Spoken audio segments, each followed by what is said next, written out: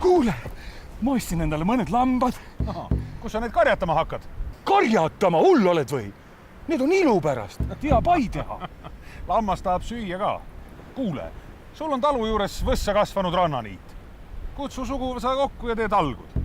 Võtke võsa maha nagu siin ja lase lambad niidule. Tegelikult võiksid loomi juurdegi võtta. Rannaniidul on kõige parem segakarjatamine. No, võta mõned kitsed ka. Muidugi, ma panen hommikuti kitse laua peale ja saan kohvi peale sooja piima.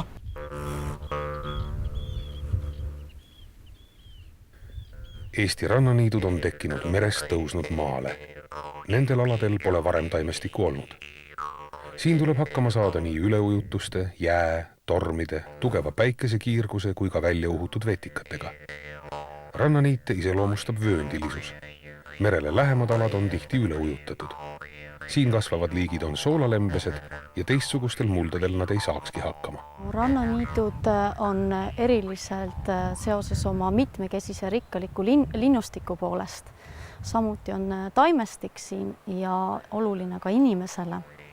Aga kuna Euroopas on peamiselt juba rannaniidud kadunud, siis siin on nad säilinud tänu kauaaegsele karjatamisele. Rannaniidud on liigirikkad. Siit on leitud ligi 300 taimeliiki.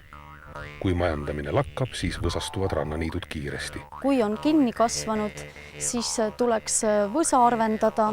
Peamiselt on meil probleeme paju ja lepa ja kadastikega või kadakatega. Et neid tuleks arvendada ja roo puhul alustatakse siis roo purustamisest ja kevadel lastakse võimalikult vara loomad peale, sest loomad väga armastavad pilliroogu, kuna see sisaldab palju suhkrut ja on magus. Meri ja inimene. Mõlemad on rannaniitude kujundajad.